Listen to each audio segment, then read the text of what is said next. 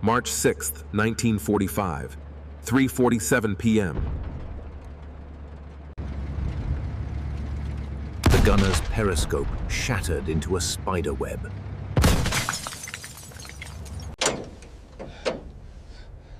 He strained to identify an unfamiliar silhouette. For 3 years, he had memorized every American tank. Sherman, Stuart.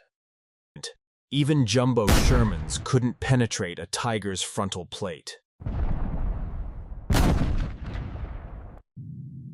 But this was something else entirely. The gun barrel, longer, thicker. The hull lower, more angular. In 18 seconds, Hoffman would discover the truth. That the Americans had finally built something that could kill them at any range.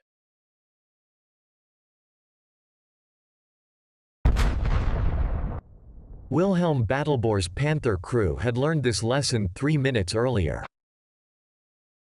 The M26 Pershing's 90mm M3 gun spoke first. The armor-piercing round crossed 120 meters. In less time than it took to blink.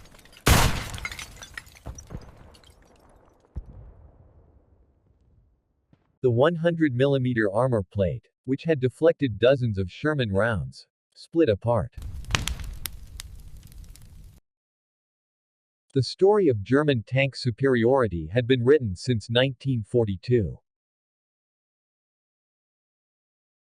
For 2.5 years, German heavy tank crews seemed invincible. Their 88mm guns could destroy any Allied tank at 2,000 meters. Their armor made them immune to standard Allied tank guns.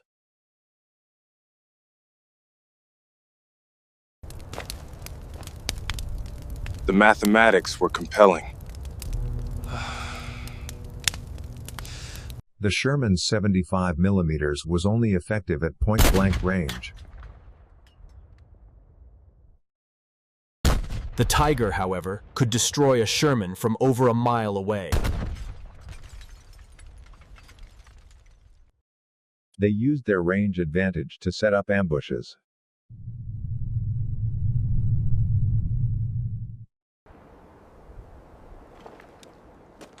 Michael Whitman became a legend for his skill and ruthlessness. His ambush at Villers-Bocage remains a testament to the Tiger's power. Allied crews often misidentified any German tank as a Tiger. Meanwhile, German crews developed a mystical belief in their invulnerability. We felt unstoppable. We felt unstoppable. But unknown to them, in Detroit, American engineers were building something.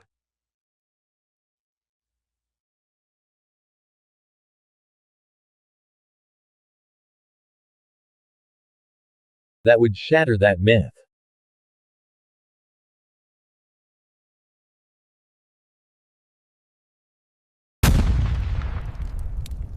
The journey to the M26 Pershing began with a bitter realization.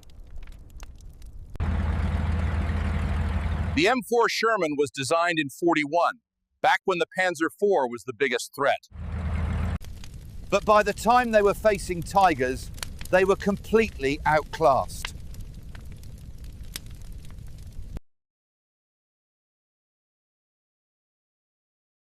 The Pershing program was a crash effort. Fischer body's Grand Blanc arsenal was ordered to retool immediately.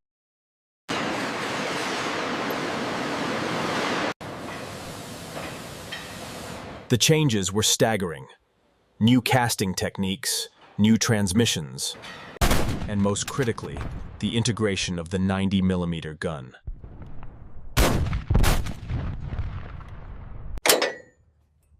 developed from the successful 90mm anti-aircraft gun. The standard M82 round could penetrate 119mm of armor at 500 yards. Enough to punch through a Tiger's frontal armor at combat ranges.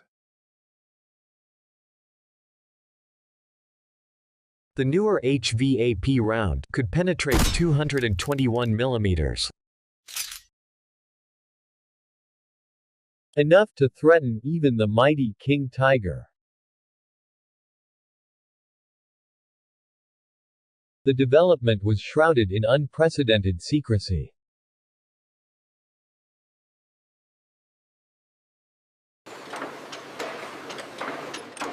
Workers were told they were building an improved Sherman variant. The first 20 Pershings were sent to Europe in January 1945. Listed as heavy maintenance equipment.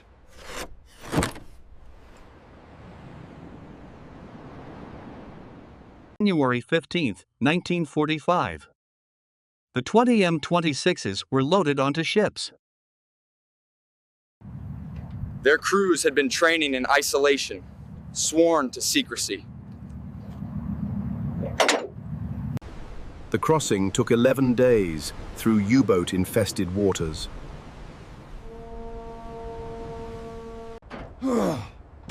They were hidden even from most of the ship's crew.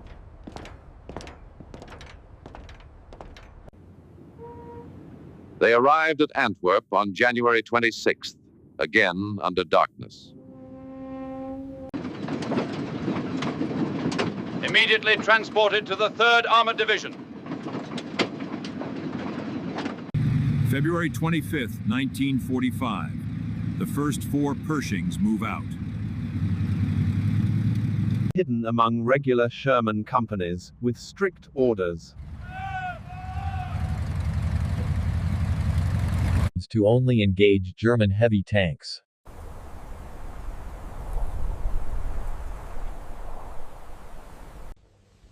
The German intelligence failure was complete.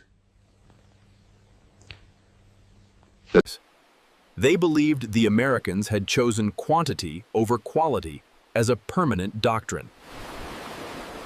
February 26, 1945. The Pershing fireball knocked out. Knocked out by a Tiger Eye in a close-range ambush. However, Fireball was repaired and returned to service on March 7. Scattered reports began reaching German headquarters. About an unidentified American tank with a longer gun.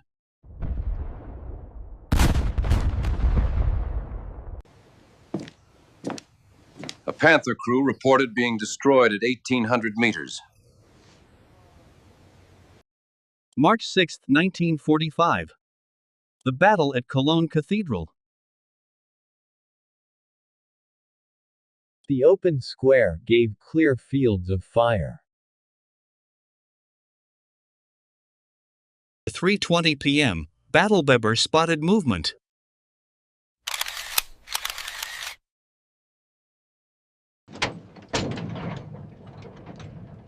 Gunner, engage at 300 meters! But instead of penetrating, the shot ricocheted.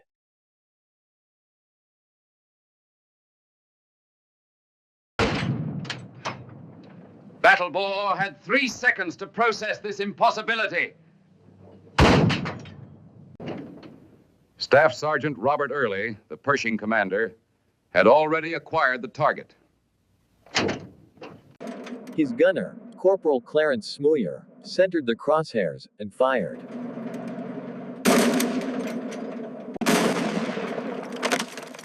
The 90mm round punched through the Panther's turret. The film shows another German tank nearby.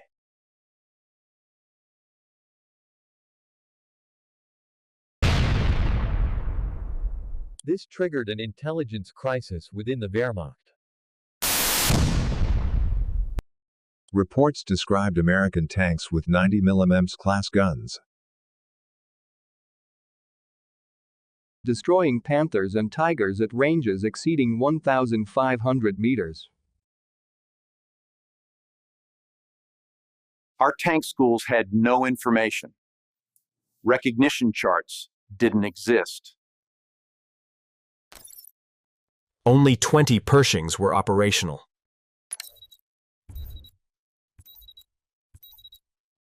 Knocked out by a Tiger Eye in a close-range ambush.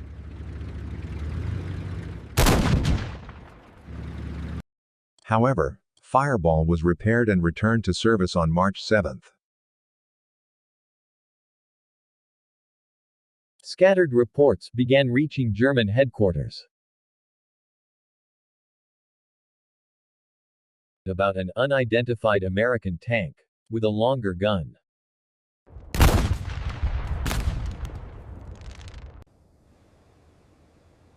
A Panther crew reported being destroyed at 1,800 meters. The Germans quickly realized they were facing an enemy that could replace their losses. Inspecting captured Pershings challenged every assumption.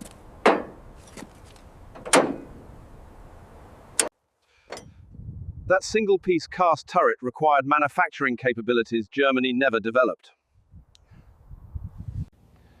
And it had a reliable 500 horsepower V8 engine. The gun stabilization system allowed accurate fire while moving.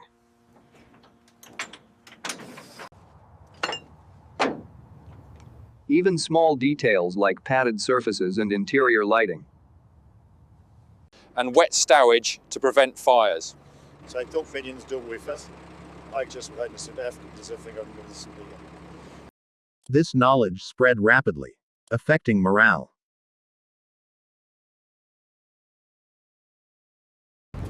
The Americans had eliminated our last advantage.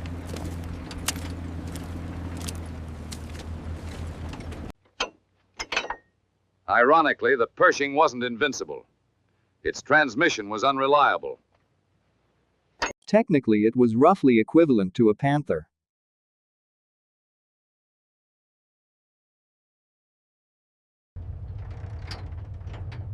But the psychological impact didn't depend on technical reality. It challenged their entire ideological foundation.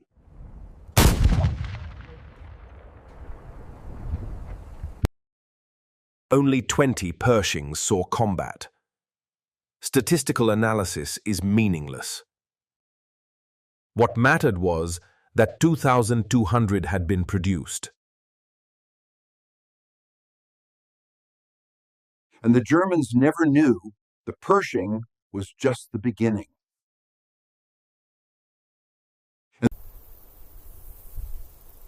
20 tanks helped break the spirit of the Panzertruppe. Not by overwhelming victory, but by shattering the myth.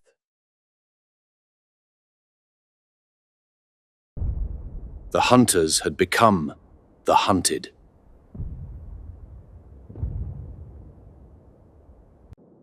The end of the myth.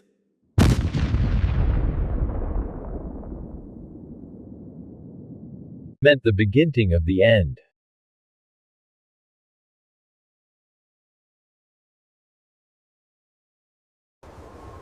For the German tank crews, it was over. But for the Americans, victory.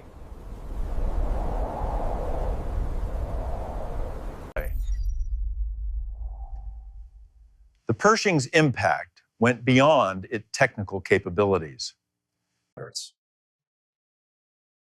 The Germans realized they were facing an enemy that could replace its losses. Inspecting captured Pershings challenged every assumption. The single-piece cast turret, manufacturing capabilities Germany never developed. A reliable 500 horsepower V8 engine.